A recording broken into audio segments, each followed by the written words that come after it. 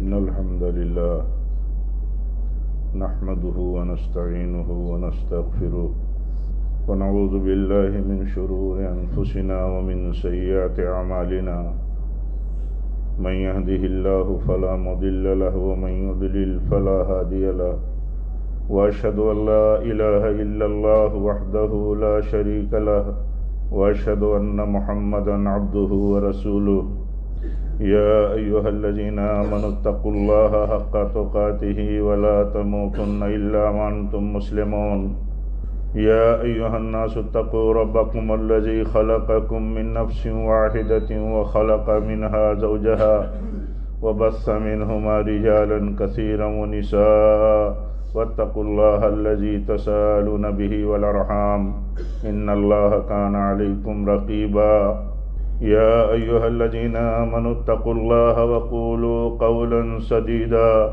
يصلح لكم أعمالكم ويغفر لكم ذنوبكم ومن يطع الله ورسوله فقد فاز فوزا عظيما أما بعد فإن خير الحديث كتاب الله وخير الهدي هدي محمد صلى الله عليه وسلم وشر الأمور محدثاتها وكل محدثة بدعة وكل بدعة ضلالة وكل ضلالة في النار أعوذ بالله من الشيطان الرجيم بسم الله الرحمن الرحيم قاف والقرآن المجيد بل عجبوا أن جاءهم منذر منهم فقال الكافرون هذا شيء عجيب وإذا متنا وكنا ترابا ذلك رجع بعيد قد علمنا ما تنقص الأرض منهم وعندنا كتاب حفيظ بل كذبوا بالحق لما جاءهم فهم في أمر مريج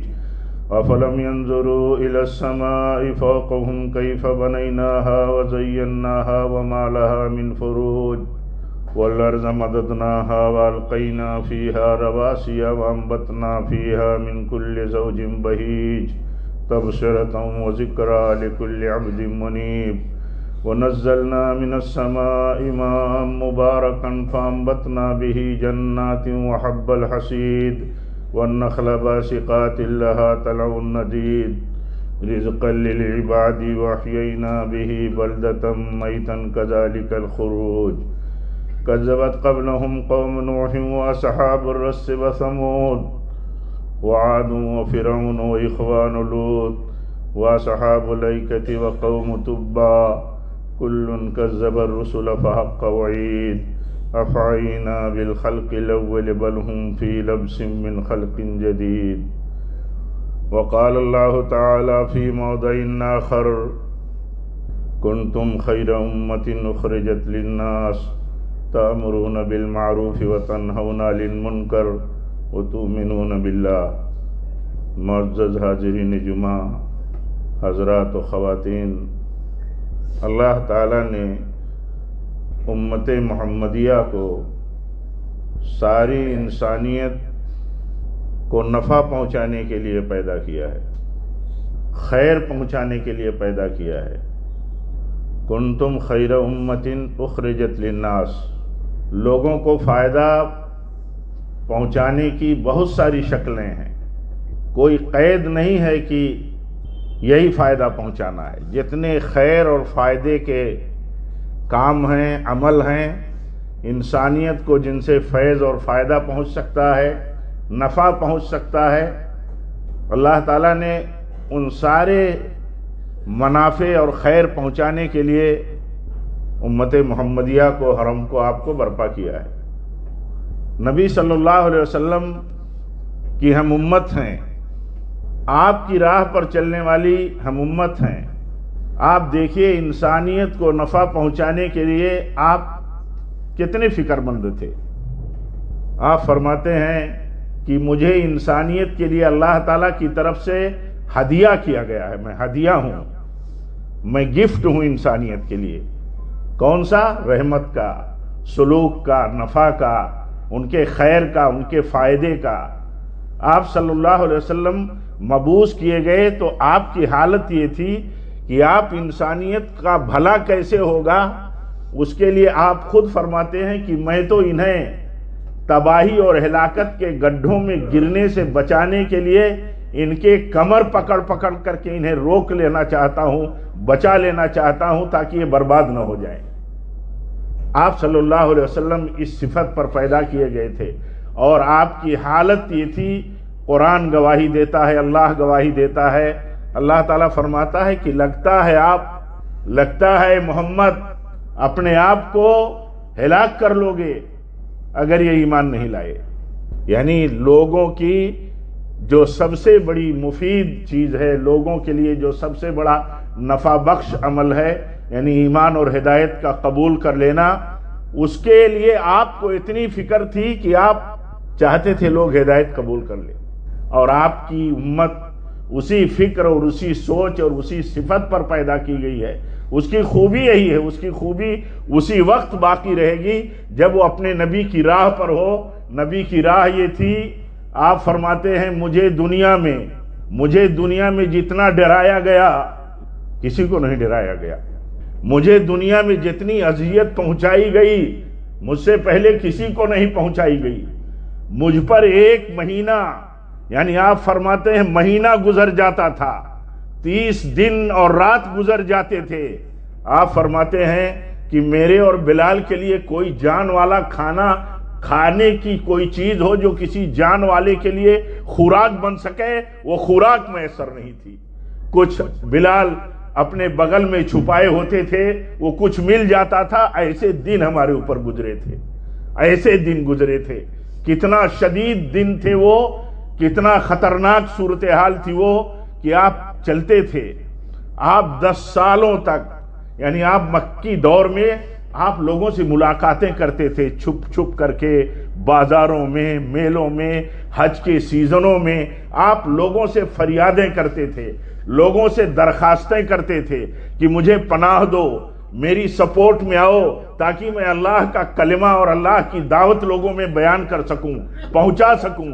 آپ اسی مقصد کے تحت طائف بھی سفر کر کے گئے۔ آپ طائف گئے تو یہی مقصد تھا کہ وہاں مجھے پناہ ملے گی، وہاں کے لوگ میرے سپورٹ کے لیے کھڑے ہوں گے۔ اور طائف میں جو ہوا ہمارے آپ کے سامنے ہے۔ آپ صلی اللہ علیہ وسلم پر طائف میں جو ہوا، آپ کو مدد کے لیے لوگ کھڑے ہوتے، بڑے بڑے قبیلے کے ذمہ دار لوگ آپ کے لیے سپورٹ میں آتے، اس سے ہٹ کر کے اوباشوں کو لگا دیا، جیسا کہ دنیا کے ظالم اور بدقماش لوگوں کا طریقہ ہوتا ہے کہ اگر خود سامنے نہیں آتے تو اوباشوں کو لگا دیا جاتا ہے۔ تو ایسے ہی اوباشوں کو لگا دیا گیا۔ وہ اوباش انہوں نے کیا کیا؟ آپ کو پتھراؤ کیا، پتھراؤ۔ آپ سوچئے، تصور نہیں کر سکتا ایک مسلمان، سوچ نہیں سکتا، اس کے دل و جگر پر یہ چیز قابل برداشت نہیں ہو سکتی کہ نبی صلی اللہ علیہ وسلم پر گنڈے، اوباش، نوجوان پتھراؤ کرتے ہوں۔ لیکن اس کے باوجود آپ فرماتے ہیں میں انسانیت کے لیے ہدیہ ہوں، اللہ کا رحمت بن کر کے آیا ہوں، مجھے اللہ نے رحمت للعالمین بنا کر کے بھیجا ہے۔ آپ صلی اللہ علیہ وسلم پر اتنا پتھراؤ کیا گیا کہ آپ لہو لہان ہو گئے، آپ ایک کھجور کے باغ میں ڈھیر ہو گئے۔ اللہ کا غضب جوش میں آیا، اللہ نے فرشتوں کو بھیجا، پہاڑ کے فرشتوں کو، جاؤ میرے نبی سے کہو کہ اگر وہ اجازت دیں تو اس بستی کو 2 پہاڑیوں کے بیچ میں کچل دیا جائے۔ بہت مشہور واقعہ ہے۔ آپ صلی اللہ علیہ وسلم فرماتے ہیں مجھے امید ہے کہ اگر یہ نہیں تو شاید ان کی آنے والی جنریشن اسلام قبول کر لے، یہ نہیں تو شاید ان کے بعد آنے والے لوگ، ان کے پشت سے پیدا ہونے والے لوگ، ان کی آل اولاد مسلمان ہو جائے۔ یہ اتنی فکر تھی آپ کو، یہ اتنی فکر تھی۔ حالات دنیا میں جب بنتے ہیں اور پیدا ہوتے ہیں تو کہیں نہ کہیں ایک پہلو اجاگر ہوتا ہے۔ وہ پہلو اجاگر اس طرح ہوتا ہے کہ اپنے بھی اور غیر بھی اللہ تعالیٰ دفاع کرتا ہے ایمان والوں کا، اسلام کا، اپنے رسولوں کا، اپنوں ہی کے ذریعے نہیں غیروں کے ذریعے بھی دفاع کرتا ہے۔ تو سیرت طیبہ کے بہت سے پہلو، زندگی کے واقعات کے بہت سے موڑ، دشمنوں کے بہت سے خطرناک وہ ان کی کارروائیاں اور اٹیک جو وہ کرتے رہے، اس پر آپ کا موقف کیا تھا، آپ نے کیا رویہ اختیار کیا، وہ سارے پہلو لوگوں کے سامنے اجاگر ہوتے رہتے ہیں۔ تو آپ صلی اللہ علیہ وسلم کیسے تھے؟ آپ خود بیان فرماتے ہیں، میں تو ہدیہ ہوں انسانیت کے لیے اللہ کی طرف سے، میں تو رحمت ہوں انسانیت کے لیے اللہ کی طرف سے۔ اور آپ ایسے تھے کہ آپ اتنی فکر کرتے تھے، اتنی فکر کہ آپ چاہتے تھے لوگوں کو سزائیں نہ ملیں۔ اللہ کا قانون ہے، ایک بات یاد رکھیے، اللہ کا قانون ہے، روئے زمین پر جب جب نبیوں کی قوموں نے مذاق اڑایا، ٹھٹھا اڑایا، تہمتیں ان کے اوپر باندھی، جھوٹی باتیں ان کے ساتھ منسوب کی، اور اپنے اندر بھیجے گئے اپنے رب کے رسولوں کے اوپر ایمان لا کر کے ان کے ساتھ کھڑے نہیں ہوئے، تو قرآن پڑھیے ان قوموں کا انجام کیا ہوا۔ آپ ڈرتے تھے، آپ سوچتے تھے، آپ کی شخصیت بہت الگ تھی، سارے انبیاء کے مقابل میں آپ بہت عظیم تھے۔ آپ جانتے تھے کہ جھٹلانے والی قوموں کا، مذاق اڑانے والی قوموں کا، اللہ کے نبیوں اور ولیوں سے لڑنے والی قوموں کا انجام بہت برا ہوتا ہے، برباد کر دیے جاتے ہیں وہ اور ان کی پوری قوم۔ آپ دیکھیے مکہ میں آپ ہیں، ایک ڈیلیگیشن آیا بڑے لوگوں کا، کیا کہا کہ ہم آئے ہیں آپ کے پاس، ہم چاہتے ہیں آپ اپنے اللہ سے دعا کر دیجئے یہاں میٹھا پانی کی نہر جاری ہو جائے، اور یہ صفا پہاڑی جہاں سے صحیح شروع ہوتی ہے، کہا یہ صفا پہاڑی اللہ سونے کی بنا دے، ہمارے پاس دولت ہو جائے اور ہمارے پاس میٹھا پانی میسر ہو جائے، تو ہم ایمان لے آئیں گے اللہ پر اور آپ کی اتباع کر لیں گے۔ اب آپ سوچئے کہ ایک نبی آپ صلی اللہ علیہ وسلم کے لیے کتنی بڑی بات یہ ہو سکتی تھی۔ آپ نے ہاتھ اٹھایا، اللہ سے دعا کی، اے اللہ صفا پہاڑی کو سونے کی بنا دے اور مکہ کی وادی میں نہر جاری کر دے۔ اللہ تعالیٰ نے حضرت جبریل کو بھیجا، کہا جاؤ میرے نبی سے بتا دو، پچھلی قوموں کا طریقہ بتا دو، ان کی سنتیں بتا دو۔ وہ اپنے نبیوں کے پاس آتی تھی اور بڑے بڑے وعدے اور باتیں کرتی تھی، پھر وہ قومیں مکر جاتی تھی، پھر اللہ کا عذاب ان کے اوپر آتا تھا۔ میرے نبی کو بتا دو کہ یہ لوگ جو آئے ہیں آپ کے پاس، مطالبہ انہوں نے آپ سے رکھا کہ اگر صفا پہاڑی سونے کی بنا دی جائے اور ایک میٹھا نہر جاری ہو جائے مکہ میں تو ہم ایمان لے آئیں گے۔ میرے نبی کو بتا دو کہ اگر یہ میں کر دوں اور اس کے بعد یہ ایمان نہیں لائے تو میں ان پر سخت عذاب بھیجوں گا۔ میرے نبی سے پوچھو کہ کیا منظور ہے، کیا میرے نبی کو یہ بات منظور ہے؟ ذرا پوچھو، میرا سلام کہتے ہوئے پوچھو۔ اللہ کے نبی سے جب پوچھا گیا، کہا ایک آپشن تو یہ ہے کہ ان کی مرادیں پوری کر دی جائیں اور یہ ایمان لے آئے، اور اگر ان کی مراد پوری نہیں کی گئی اور ایمان نہیں لائے تو ان پر عذاب آئے گا۔ ایک شکل تو یہ ہے، دوسری شکل یہ ہے کہ آپ ان میں دعوت و تبلیغ کا کام کرتے رہیں، انہیں سمجھاتے رہیں، نصیحت کرتے رہیں۔ تو آپ صلی اللہ علیہ وسلم نے یہ قبول کیا، کہا کہ نہیں، میں ان کے بیچ میں محنت کرتا رہوں گا، پتہ نہیں آج یہ باتیں کر رہے ہیں اور کل مکر جائیں، پھر اللہ کا عذاب آ جائے۔ آپ صلی اللہ علیہ وسلم ایسے تھے۔ دنیا میں ایسا نہیں ہے، دنیا میں ایسا نہیں ہے کہ لوگ نہیں جانتے، دنیا میں یہودیت کی صفت بہت عام ہے۔ وہ یہودیت کی صفت کیا تھی؟ وہ یہودیت کی صفت قرآن بیان کرتا ہے، اہل کتاب کی صفت قرآن بیان کرتا ہے۔ کہا یہ محمد صلی اللہ علیہ وسلم کو ایسے ہی پہچانتے ہیں جیسے اپنے بیٹوں کو پہچانتے ہیں۔ ایسا نہیں کہ آپ کی سیرت نہیں ہے، آپ کی ہسٹری نہیں ہے، آپ کو نہیں جانتے۔ یقیناً بہت سارے لوگ نہیں جانتے ہیں، نہیں جانتے ہوں گے، لیکن یہ کہ ایسا کہ لوگ نہیں جانتے ہیں آپ کی سیرت طیبہ کو، ایسا نہیں ہے۔ آپ کی سیرت طیبہ کو جان کر کے آپ کو جھٹلاتے ہیں، آپ کا مذاق اڑاتے ہیں۔ بہت بڑی تعداد میں ایسا ہوتے ہیں، ایسے لوگ ہوتے ہیں۔ اور بالخصوص طائف کی پالیسی کثرت کے ساتھ چلتی ہے۔ طائف کی پالیسی یہ تھی کہ بڑے لوگ سامنے نہ آ کر کے اوباشوں کو لگا دیتے تھے، لگا دیا انہوں نے۔ تو آپ دنیا میں دیکھیں گے، ہسٹری دیکھیں گے، موجودہ اور پچھلے حالات کو دیکھیں گے تو یہی سمجھ میں آئے گا، ہاں کہ لوگ لگا دیتے ہیں کچھ لوگوں کو کہ یہ کام کرتے رہیں۔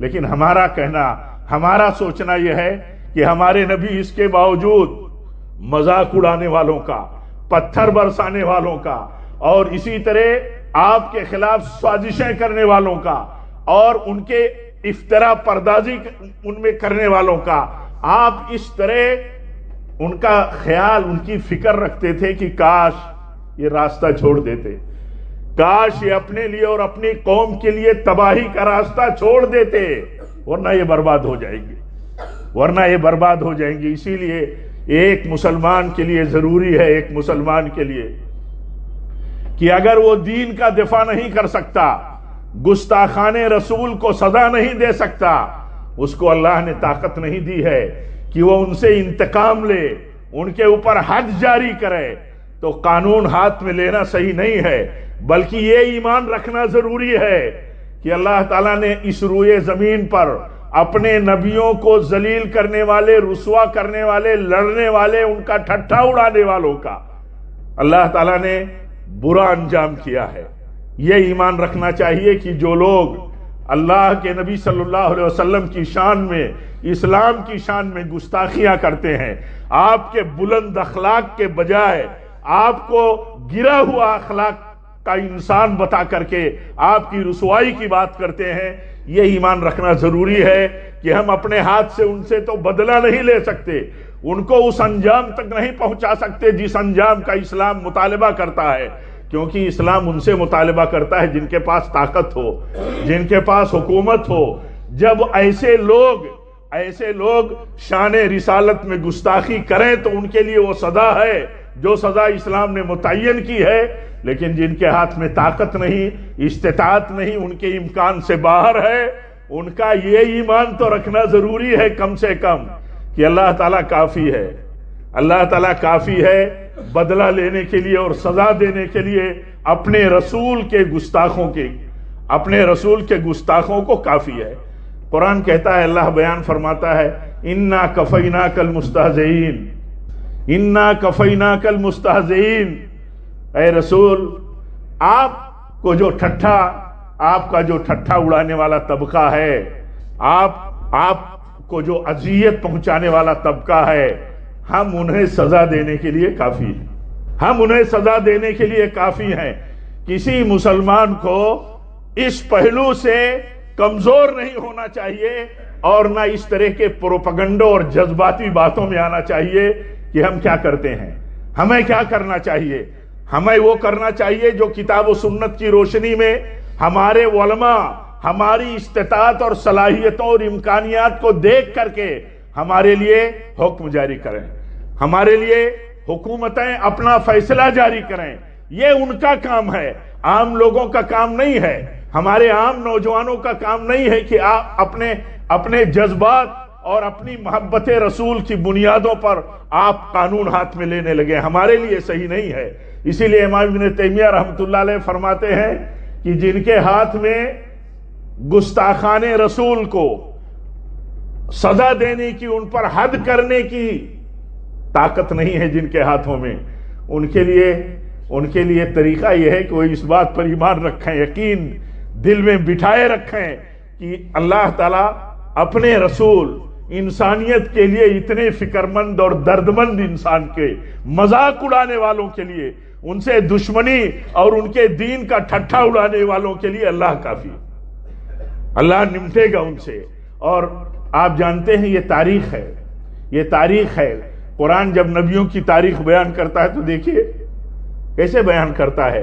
انبیاء اپنے ساتھیوں کو لے کر کے پناہ لینے کے لیے بھاگتے ہیں، دشمن پیچھا کرتا ہے، ان کا ایمان ہوتا ہے اللہ ہمارے لیے راستہ نکال دے گا۔ دیکھیے حضرت موسیٰ علیہ السلام بنو اسرائیل کے ان ساتھیوں کو لے کر کے نکلے جو آپ کے اوپر ایمان لائے تھے کہ کسی طرح نکل جائیں، ہجرت کر جائیں، فرعون کے دیار سے، فرعون کے مملکت سے نکل جائے۔ فرعون اپنے پورے لاؤ لشکر کو لے کر کے اس کا پیچھا کرتا ہے، اور جب دیکھتا ہے حضرت موسیٰ علیہ السلام پر ایمان والا گروہ کہ یہ تو ہمیں پکڑ لے رہے ہیں، ابھی پکڑے گئے ہم، تو انہیں کہا جاتا ہے کہ اللہ تعالیٰ راستہ ہمارے لیے نکال دے گا۔ اللہ ہمارا رب ہے، اللہ ہمارا رب ہے، اللہ ہمارا رب ہے۔ جب ہم بولتے ہیں تو اس کا معنی یہ ہے کہ کوئی نفع و نقصان اللہ کی مشیت سے باہر کوئی نہیں پہنچا سکتا، فرعون اور فرعون کا پورا لاؤ لشکر نہیں پہنچا سکتا۔ یہ حضرت موسیٰ علیہ السلام اپنے ساتھیوں کو تلقین کرتے ہیں، ہمارا رب ہمارے لیے راستہ نکال دے گا۔ راستہ نکالتا ہے اللہ تو ایسے نکالتا ہے، تو راستہ اللہ تعالیٰ نکالتا ہے۔ جہاں ہماری سمجھ میں نہ آئے کہ ہمیں کیا کرنا چاہیے، ہمارے لیے کرنے کا کوئی امکان نظر نہ آئے، ایسے بیہودہ دریدہ ذہن اور بدترین لوگوں کے سلسلے میں، تو وہاں یہ ایمان کہیں کسی پہلو سے کمزور نہیں ہونا چاہیے کہ اللہ تعالیٰ راستہ نکالے گا، اللہ تعالیٰ راستہ نکالے گا۔ اور ہمیں تو فکر کرنے کی ضرورت ہے کہ اس طرح کے حالات سے لوگ باز رہیں، اس طرح کی حرکتوں سے باز رہیں، اپنے لیے، وطن کے لیے، قوم کے لیے۔ میں تو یہ کہتا ہوں کہ ہم تو ایک چھوٹی میجارٹی، ایک اقلیت میں ہیں، اپنی میجارٹی کے لیے لوگوں کو فکر کرنا چاہیے، جس میجارٹی کے تئیں اندیشہ ہے لوگوں کو۔ حکومت کو فکر کرنی چاہیے، جس حکومت کے تئیں ساری دنیا سے، ملک سے نہیں، یہ انگلیاں اٹھ رہی ہیں کہ ان کی شہ اور سرپرستی کے بغیر ایسا نہیں ہوتا ہے، بلکہ انہیں کلیئر کرنا چاہیے کہ ہمارا موقف کلیئر ہے اور ہمارا اسٹینڈ کلیئر ہے، تاکہ دنیا کم سے کم اس انگشت نمائی سے اپنے آپ کو روک لے کہ نہیں، حکومت ایک موقف پر چل رہی ہے، حکومت کا یہ موقف ہے جیسا کہ اس کا دعویٰ ہے کہ ہم ہر دھرم اور ہر مذہب کی بڑی شخصیتوں کا، بزرگوں کا اور بڑے بڑے مہان لوگوں کا ہم مان کرتے ہیں، سمان کرتے ہیں۔ یہ ثابت کرنے کی ضرورت ہے تاکہ اس صورتحال سے قوم اور ملک بچ سکے۔ یہ ذمہ داری ہے، جن کی جو ذمہ داری ہے وہ ادا کریں۔ یقیناً آج دیکھ رہے ہیں ہم لوگ کہ ہمارے لیے، ہم پر کوئی حملہ کر دے، ہماری جان و مال کا کوئی نقصان کر دے، اس سے زیادہ بھاری ہے ہمارے لیے، اس سے زیادہ غمناک ہے ہمارے لیے، اس سے بڑا حادثہ ہے ہمارے لیے کہ ہمارے نبی صلی اللہ علیہ وسلم کو کوئی گالی دے۔ یہ چیز امام ابن قیم رحمۃ اللہ علیہ نے لکھی ہے کہ مسلمانوں سے دو بدو جنگ ہو، لڑائی ہو، یہ ان کے لیے آسان ہے اس سے کہ ان کے رسول صلی اللہ علیہ وسلم کو گالی دی جائے۔ یہ چیز ان کے برداشت سے باہر ہے، لیکن ہم جہاں ہمارے لیے کوئی چیز ناقابل برداشت ہو، وہاں صبر ہمارے لیے بہت بڑی طاقت کی چیز ہے، اور صبر اور تقوی یہی اصل بہادری ہے۔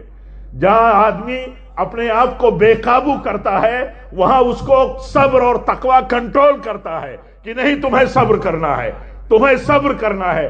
آپ سوچئے نبی صلی اللہ علیہ وسلم کے اوپر جو حالات گزرے ہیں، کیسے حالات گزرتے تھے۔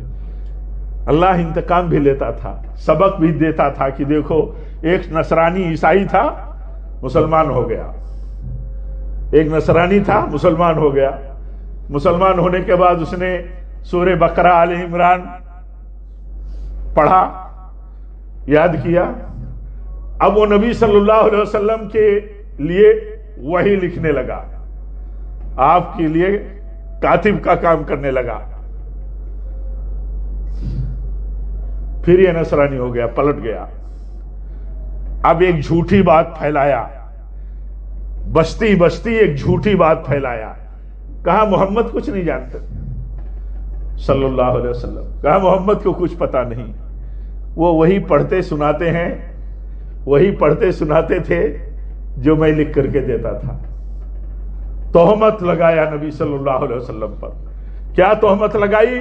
کہا کچھ نہیں آتا ان کو، میں جو لکھ کر کے دیتا تھا وہی پڑھتے تھے، وہی سناتے ہیں۔ ایک جھوٹی تہمت لگائی، اللہ تعالیٰ نے اسے موت کے گھاٹ اتار دیا۔ جب یہ مر گیا تو اس کی قوم کے لوگوں نے لے جا کے دفن کر دیا، یہ واقعہ صحیح بخاری مسلم میں ہے، لے جا کر کے دفن کر دیا۔ دفن جب کیا، اس کے بعد صبح میں زمین نے اس کی لاش پھینک دیا۔ اب جب دیکھا بات پھیل گئی کہ ابھی ہم نے جس نصرانی کو، اپنے ساتھی کو جو اسلام قبول کیا تھا اور اس کے بعد وہ اسلام سے باہر آیا، ہم نے اسے دفن کیا، تو یہ ظاہر سی بات ہے محمد اور اس کے ساتھیوں ہی کا کارنامہ ہوگا۔ قبر سے کھودا، کیونکہ اب وہ باہر آ گئے، ساتھ چھوڑ کر کے ہمارے ساتھ آ گئے، تو انہوں نے دشمنی میں ایسا کیا ہوگا صلی اللہ علیہ وسلم۔ دوبارہ اور گہری قبر کھودا، اور اس کے بعد دفن کر دیا. دوسرے دن بھی یہی ہوا. پھر دوسرے دن بھی یہی بات وہ کرتے رہے، کہتے رہے کہ محمد اور ان کے ساتھیوں کا ہی یہ کام ہے کہ انہوں نے قبر کھود کر کے لاش باہر پھینک دی. دوسرے دن جہاں تک ہو سکتا تھا اپنی امکان کی حد تک قبر اور گہری کھودی اور لے جا کر کے اس کو دفن کر دیا. تیسرے دن پھر یہی ہوا. پھر شور مچا کہ لاش تو باہر قبر کے پڑی ہوئی ہے. تو لوگوں نے پہنچ کر کے جب دیکھا تو کہا کہ ہو نہ ہو یہ ان کا کام نہیں ہے، یہ کسی اور کا کام نہیں ہے، یہ اللہ ہی کی طرف سے. علماء نے لکھا ہے کہ سبق ہے پورے لوگوں کے لیے کہ جو لوگ نبی صلی اللہ علیہ وسلم پر تہمتیں باندھتے ہیں، تہمتیں جھوٹی، آپ کی رسوائی کی جو باتیں کرتے ہیں، انسلٹ کرتے ہیں، گستاخیاں کرتے ہیں، ان کے لیے بہت بڑا سبق ہے اللہ تعالیٰ کی طرف سے کہ اللہ تعالیٰ لعنت کرتا ہے، رسوا کرتا ہے ایسے لوگوں کو جو لوگ نبی صلی اللہ علیہ وسلم کی ذلت کا عمل کرتے ہیں، آپ کو ذلیل کرنے کا کام کرتے ہیں. یہ ہمارا ایمان رہنا چاہیے. ہمارا ایمان رہنا چاہیے کہ اسلام ایسے نااہل لوگوں، ایسے گھٹیا قسم کے لوگوں، اسلام کی تعلیمات اور عظمتوں اور رسول صلی اللہ علیہ وسلم کی شان میں گستاخی کرنے والوں سے اسلام کی دعوت، اسلام کی عظمت، اسلامی اخلاق اور کیریکٹر اور اسلامی تعلیمات کو کوئی نقصان نہیں پہنچ سکتا. ہمارے اپنے عمل سے نقصان پہنچے، ہماری اپنی اصلاح کی ضرورت ہے. ہم نبی سے نسبت کرنے والے لوگ ہیں، ہمیں نبی کی سنت اور تعلیمات کے ساتھ زندگی گزارنے کی ضرورت ہے. لیکن اسلام، نبی صلی اللہ علیہ وسلم فرماتے ہیں یہ اسلام جہاں جہاں سورج چمکتا ہے، دن اور رات جہاں جہاں آتے جاتے ہیں، یعنی دنیا میں دن اور رات کے آنے جانے کا جہاں تک عمل ہے، دن آتا ہے رات آتی ہے، دن جاتا ہے رات آتی ہے، رات جاتی ہے دن آتا ہے، جہاں جہاں ہے ایسا عمل. اللہ کے نبی صلی اللہ علیہ وسلم فرماتے ہیں یہ دین وہاں تک پہنچے گا. آپ فرماتے ہیں اللہ تعالیٰ کوئی کچی بستی، کوئی جھوپڑا اور کوئی محل ایسا نہیں چھوڑے گا جہاں اسلام پہنچا نہ دے. ہمارے سلف کبھی کبھی نبی صلی اللہ علیہ وسلم کی شان میں گستاخیوں کے لیے اسلام کی عظمت اور اسلام کی ترقی کا ذریعہ سمجھتے تھے. وہ سمجھتے تھے کہ جو قوم طاقت کے بل پر، پاور کے بل پر اسلام اور پیغمبر اسلام کی شان میں گستاخیاں کرے گی تو اس قوم کا اب انجام برا ہونے والا ہے. وہ اس سے نکالتے تھے، دیکھتے تھے.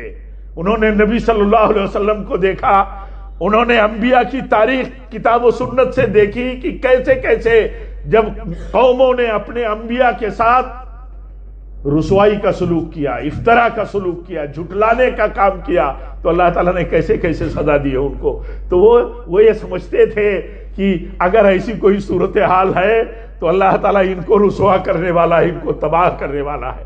ہماری ذمہ داری اس پہلو سے بھی یہ بنتی ہے کہ ہم حکومت کو خبردار کریں کہ ایسے لوگوں کو لگام دو جو اسلام اور پیغمبر اسلام کی شان میں گستاخیاں کرتے ہیں، ان کو رسوا اور مسلمانوں کو دکھ پہنچانے کا کام کرتے ہیں. ان کو لگام اس لیے نہ دو کہ مسلمانوں کو کوئی فائدہ پہنچ جائے، ان کو لگام اس لیے دو کہ تم اللہ تعالیٰ کے عذاب اور اللہ تعالیٰ کی پکڑ سے بچ جاؤ. ہم یہ بھی نہیں چاہتے. ہم یہ بھی نہیں چاہتے کہ قوم اور ملک اللہ اور اس کے رسول اور اسلام کے سچے دین کا مذاق اڑانے کی بنیادوں پر کہیں اللہ تعالیٰ کی پکڑ کا شکار نہ ہو جائے. اس لیے ہم چاہتے ہیں کہ ان حرکتوں پر لگام دو، قانون بناؤ.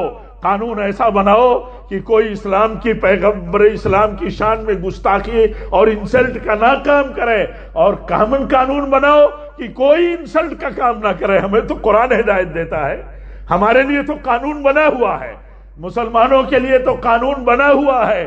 جو اس قانون کی مخالفت کرے وہ اسلام کی مخالفت کرتا ہے. وہ قانون کیا ہے؟ قانون ہے کہ جو بڑے بڑے مذاہب اور دھرم کے لوگ، جو بڑے بڑے مذاہب اور دھرم کے اندر معبود ہیں، بزرگ ہیں، ان کا اعتقاد اور ان کی محبتیں ہیں، ان کی بھکتی اور پوجا کرتے ہیں، قرآن کہتا ہے کہ انہیں برا بھلا مت کہو. قرآن ہمیں قانون دیتا ہے کہ انہیں برا بھلا مت کہو. جن کا غیر بھکتی اور جن کا پوجا کرتا ہے، جن کے ساتھ ان کی آستھائیں بہت گہری ہیں، قرآن تو ہمارے لیے قانون دیتا ہے. ہماری حکومت کا بھی قانون ہونا چاہیے کہ جن کے ساتھ آستھائیں اور عقیدے اور ایمان بدھا ہوا ہے قوموں کا، کمیونٹیز کا، بالخصوص مسلمانوں کا، کیونکہ آپ صلی اللہ علیہ وسلم اور یہ دین اسلام سارے دھرم کو منسوخ کر کے آیا ہے، اور پیغمبر اسلام صلی اللہ علیہ وسلم سارے انسانوں کے لیے نبی اور رسول اور رشی اور منی بن کر کے آئے ہیں. آپ صلی اللہ علیہ وسلم سب کے لیے ہیں، آپ سب کے لیے رحمت ہیں. اگر آپ کے خلاف کوئی بات ہوتی ہے، آپ کی شان میں گستاخی ہوتی ہے، تو یہ سب کے لیے خطرہ ہے. قانون ہونا چاہیے. اور میں اس موقع پر یہ کہوں گا کہ ہم لوگ قرآن کی ہدایت کے مطابق، نبی صلی اللہ علیہ وسلم کی سیرت اور سنت کے مطابق، تعلیم کے مطابق لوگوں کی فکر کریں، لوگوں کی گمراہیوں پر فکر کریں کہ کاش یہ گمراہی سے بچ جائیں، برے انجام سے بچ جائیں، صحیح تعلیمات عام کریں. سیرت طیبہ کا جو سبق ہمیں ملا ہے، وہ سیرت طیبہ کا سبق لے کر کے چلیں ہم. اللہ تعالیٰ کہتا ہے کہ مسلمان امت محمدیہ کے لوگ ساری انسانیت کو نفع پہنچانے کے لیے پیدا کیے گئے ہیں. ایسے موقعوں پر ہمیں یہ کام کرنا چاہیے، سیرت عام کی جائے، لوگوں کو بتایا جائے کہ اتنے بڑے عظیم اخلاق اور کیریکٹر کا انسان جس کے اوپر تم انگلیاں اٹھاتے ہو، کبھی تم نے پڑھا ہے انہیں، کبھی سمجھا ہے انہیں، کبھی دیکھا ہے انہیں، کبھی تم نے دیکھا ہے کہ تم نان مسلم کے لیے وہ کیسے بے چین تھے، کبھی تم نے دیکھا ہے کہ وہ کیسے بھروسہ کرتے تھے اگر کوئی نان مسلم ٹرسٹ کے لائق ہے تو خطرناک حالات میں بھی آپ بھروسہ کرتے تھے. ہجرت کا وقت بہت خطرناک وقت تھا. اس وقت اللہ کے نبی نے راستہ بتانے کے لیے ایک نان مسلم پر بھروسہ کیا تھا. آپ صلی اللہ علیہ وسلم کا معاملات کے اندر بھی بڑا عجیب مسئلہ تھا. آپ دیکھیں یہودی کتنے بڑے دشمن تھے. زہر دیا ایک موقع پر، آپ کو جان سے مارنے کی کئی بار تدبیریں کی، معاملات ختم نہیں کیا آپ نے یہودیوں سے. آپ کی جب وفات ہوئی تو 30 سا جو آپ نے قرض لے رکھا تھا یہود سے، اور اس قرض کے بدلے میں آپ کی زرہ جو ہے رہن رکھی ہوئی تھی. آپ نے معاملات ختم نہیں کیا. ایسے لوگوں کے تعلق سے، ایسی قوم کے تعلق سے جنہوں نے زہر بھی دینے کی کوشش کی. ہم سب کے لیے سبق ہے، اور دنیا کو بھی بتانے کے لیے کہ ہمارے نبی صلی اللہ علیہ وسلم کیسے تھے. اللہ تعالیٰ سے دعا کریں ہم کہ رب العالمین اس طرح کے صبر آزما حالات میں، جو مسلمان کے لیے، امت مسلمہ ہندیہ ہی کے لیے نہیں، ساری دنیا کے مسلمانوں کے لیے قابل برداشت نہیں ہے، ایسی صورتحال میں اللہ تعالیٰ ہمیں صبر کے ساتھ رہنے کی توفیق دے. رب العالمین ہمیں تقوی کی زندگی گزارنے کی توفیق دے. رب العالمین ہمیں سنتوں پر جمے رہنے کی تعلیم دے. ہمارا ایمان اور یقین ہو، اللہ تعالیٰ ہمیں توفیق دے کہ اللہ تعالیٰ اسلام اور پیغمبر اسلام کا مذاق اڑانے والوں کا اللہ تعالیٰ ان کو سبق دینے کے لیے کافی ہے. انہیں سبق دے گا جیسا وہ بہتر اور جیسی اس کی حکمت ہوگی. ہمارا کام ہے لوگوں کو خبردار کرنا، بتانا. اور اپنے نوجوانوں سے میں یہ کہنا چاہوں گا کہ اس طرح کی ایشوز اور اس طرح کے ناقابل برداشت صورتحال میں کچھ پارٹیاں، کچھ تنظیمیں اپنی اور باہر کی ہمارے جذبات سے کھیل کر کے ہم سے کچھ نہ کچھ کروانا چاہتی ہیں. ایسی صورتحال میں صبر بہت بڑا پاور ہے. اپنے آپ کو کنٹرول رکھنے کی ضرورت ہے. ہمارے علماء نے جیسے کہا کہ اگر تمہارے ہاتھ میں سزا دینے کی طاقت نہیں ہے تو اپنا ہاتھ تم روک لو. یہ حکومت کا، قانون کا کام ہے. یہ وہ کریں، اور ایمان یہ رکھو کہ جو لوگ مذاق اڑانے والے اور ٹھٹھا اڑانے والے ہیں، ان کے لیے اللہ تعالیٰ خود کہتا ہے اپنے نبی سے کہ اے نبی، ہم تمہارے دشمنوں کے لیے جو تمہارا ٹھٹھا اور مذاق اڑاتے ہیں، ہم ان کے لیے کافی ہیں. اللہ تعالیٰ ہم سب کو صحیح سمجھ عطا فرمائے. اس طرح کی صورتحال میں اللہ تعالیٰ ہم سب کو مضبوطی کے ساتھ ثابت قدم رہنے کی توفیق عطا فرمائے. ہر طرح کے جذباتیت اور اشتعال احتجاج، پروٹیسٹ، نعرہ بازی، ہنگامہ آرائی سے بھی بچنے کی اللہ تعالی ہم سب کو توفیق دے، اللہ یہ کہ ہماری قیادتیں اور ہمارے علماء ہمیں اجازت دیں، اللہ تعالی ہمیں علماء کی رہنمائی میں زندگی گزارنے کی توفیق دے۔ وآخر دعوانا الحمدللہ رب العالمین۔